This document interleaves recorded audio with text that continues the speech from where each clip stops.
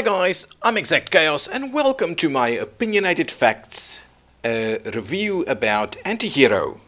So Antihero is a turn-based tactical strategy game where you manage a guild of thieves to take over city districts quicker than the rivaling guild does. At the same time, you also need to kind of disrupt the rival. So as you can see, I'm this blue guy over here, Lightfinger, and my rival is Mathilda, and my guys are the blue guys. Over here, the purple ones are like NPCs, basically just in-game units, and then the red guys over here are the rivaling gangs. Okay, it is in essence, it has a very 4X feel. First, you have to explore the map. So as you can see, there's tons of areas that's not quite explored. I've explored this area, and then those red footsteps over there shows where the rivaling gang has explored, or guild has explored. Then you need to expand. So as you can see, I've kind of aggressively expanded into areas. So as you expand, you identify various types of resources. So trading houses for research, basically, banks and churches for gold, estates that you can burgle for more gold. Then there's some specialist kind of buildings like orphanages and strange fellow clubs that gives you benefits. So urchins. Oh, so these are the various members of your gang or guild. You've got urchins and thugs and gangs and other units. Which I'll get to. So the orphanage, if you put urchins, so urchins basically are the units that fill these various, or that kind of exploit these various resources, and that's the extra part of the X's there. Exploit the resources. So if you can see, if I do that, the cost for getting more urchins are less, and if you upgrade that by putting even more urchins in there, you get some special abilities. And the same thing over here, thug cost less and extra health for thugs and gangs. So that's basically how that works. Okay, so then once you actually kind of exploit this, and you manage and protect them, because this guy is obviously going to try and hit to get these guys out of there, and so on. So they're going to try and disrupt my operation. I'm going to try and disrupt their operation through a variety of things. So that's a gang over there that can get these guys out. That's a thug that's kind of just blocking our way and protecting things, so on. Oh, these NPCs are just kind of like henchmen. They just kind of, you basically use, they block paths, and you basically use them to level up your skills. This guy over here is a contract kill, so you need to, and maybe that's a good time for me to speak about how you win the game. So you win the game by filling up your banner. So you do a variety of things to fill up the banner. You can get, from churches, you can get a victory point through blackmail. So every church, if you fill it with urchins, you can get a victory point from there. You can also get a victory point by completing contract kills. So if I take out this guy, I get a victory point. You can also get a victory point by getting some blackmail done. So I'll just show you this very briefly. So if you've got enough of these research lanterns collected, you can buy bribes, and that's a victory point also. And then while we're here, let's talk about it. So basically, you've got a variety of research types that you can fulfill. So you can go down a skullduggery path, a sneakery path, or a stabbery path. You use these lanterns that you collect through resources to basically do that. And so over here, for instance, you can unlock an assassin. Over here, assassin that just basically kills other units at high damage, basically. Over here, you unlock a truant officer who basically takes out all the urchins from a rivaling resource, or a resource controlled by a rivaling guild. And over here you've got the gang, and strengthening the gang and strengthening your kind of thief master, I think is what they call it. Okay, so that's basically it. So you basically select how you run through all of these, what is best for your strategy, what is best, what's going to work well. Are you going to be very aggressive? Then you're going to go around the stabbery method. Are you going to be a bit more sneaky? Or are you going to be fairly defensive? Then you're going to go skullduggery. So that's basically it. But you need a bit of a balance of it, and you really, the various AI enemies have different playing styles, so you have to kind of respond to that. The other thing that's also quite interesting is these on the maps, these areas are, or these buildings or resources are randomly placed. So as you can see, if I scroll up here a little bit, I don't know what's in there. I don't know what's in there. The rest I've already kind of explored. The rest of the blocks I've already explored.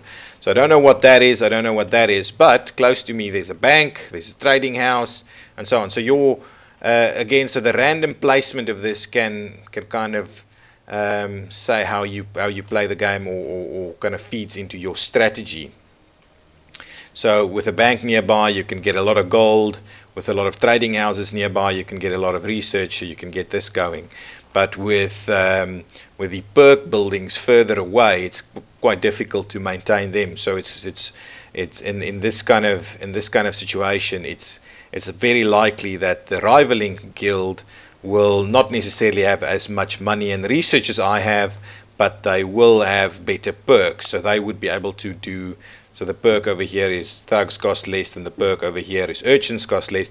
So they'll be able to produce more thugs and urchins to kind of upset my or disrupt my abilities, while me on the other hand, with lots of money and lanterns, will have the ability to go down and get the more expensive.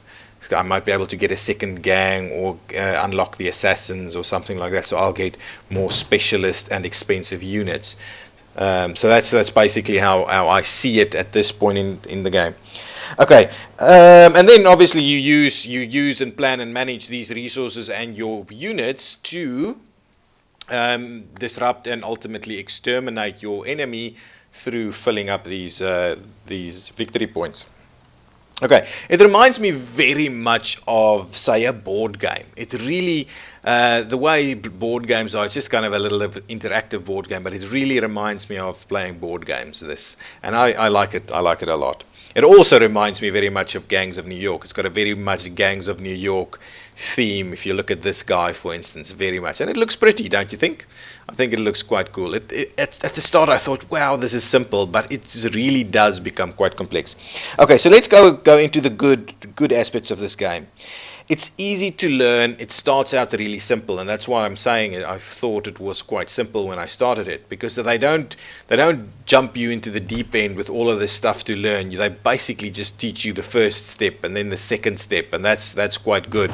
And they don't give you everything to deal with immediately. You start with like a trading house, and then you make your way through and learn what all of these buildings do. So I think the learning, it's really easy to learn. It gets you there quickly. But that said, there's a lot of complexity in there. Well, not a lot, but there's a fair bit of complexity and the tactical ways of playing this game. You have to develop your own strategy, and your strategy has to adhere to the strategy of or respond to the strategy of your rival, as well as it has to respond to your board. So if you've got these resources close by, you need to protect them, and you need to use that to potentially rush to the end of the research tree, tech tree, so you can take out these guys. As you can see, that gang over there is much stronger than mine, so I won't be able to face him head on. I have to do kind of things to make sure I can face him at some point, and that he can't just catch me. So that's where these little areas of exploration comes in. So he can't just run. He doesn't know I'm here because he can't see me. How can I show this? Over here. I can see there's a character here, but because I haven't explored here, I don't know what is there. And so I can't just go, and I can't just go and kill him, straight rush there. This guy can't explore and go rush there and kill him. I have to explore it first. So likewise, this guy can't see I'm here. He can see there's a character here, but he can't just rush in and kill me. And that's basically the gist of it. So you have to explore, and potentially you can stay out of harm's way until you're strong enough to deal with him. There's a variety of ways of dealing with this. Okay, the other good things. Oh yes, of course. As going back to the research tree, it's unlikely you'll be able to do all of this, especially if you don't have a lot of resources in terms of lanterns. So then it would be unlikely for you to actually reach the end of these things. So what you'll have to do is you'll have to cater your strategy, or you have to plan your strategy and then see what are the aspects that's most important for you to research. So you might just do the top level of each, and then you'll specialize in sneakery or skullduggery or stabbery. And how you do that is quite interesting, and it's in response to, like I said, the board and the opponent. Okay, generally the missions are quite quick. I would say 10 to 15 turns, maybe up to 20 if it's a real challenge, if your guys are really well matched. So that typically takes you about 15 to 30 minutes, I would say. My games have all been in the 15 to 30 minute range to play an entire mission like this. So it's quite quick. I like it.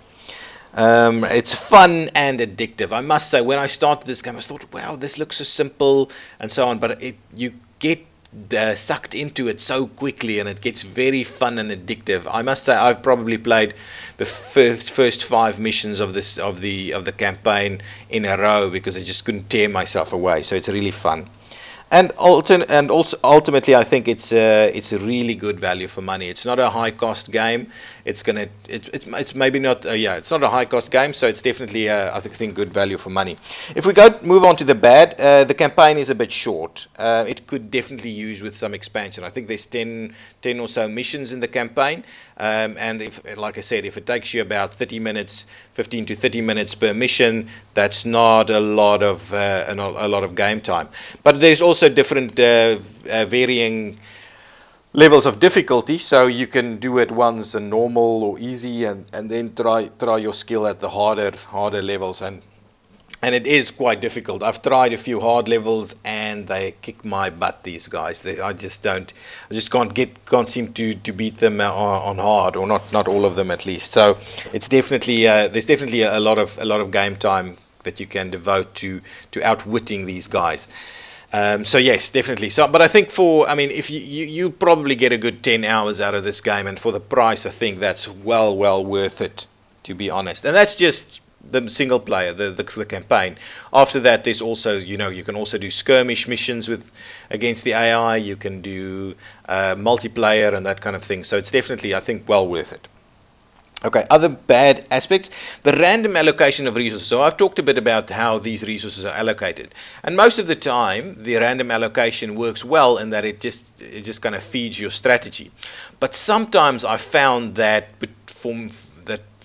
all the trading houses are located next to one player, in which case you can't actually get research, and so research goes very slow for one of the players. So sometimes it seems a little bit out of whack. But for the most part, 95% of the games, it's a good balance, and the random placement just aims to kind of let you choose different strategies for playing the game. But every now and then I've seen a bit of a problem allocation that really outbalances it in the favor of one of the players. So that's the aspect. All in all, none of these bad aspects is something that'll stop me from playing it. It's really fun, so I don't think there's a lot of bad in there. The verdict: this is a great, albeit short, tactical turn-based strategy game, and I highly recommend it for a few hours of fun-filled thievery and trickery. It also is well worth the price. I would especially recommend it to people who enjoy a good board game. It is a lot of fun.